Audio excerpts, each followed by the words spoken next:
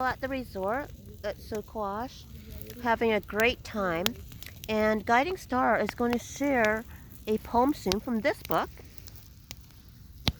Being true to life, poetic paths to personal growth. And let's see how reach.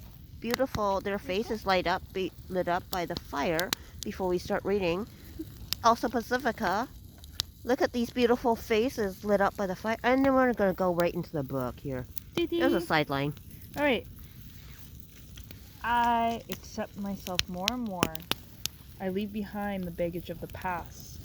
I mend my antagonisms with people or circumstances. I create new vistas for myself. I am loved and appreciated by everyone who matters to me. I have released the hurt that was within me. I am here now in joy and peace.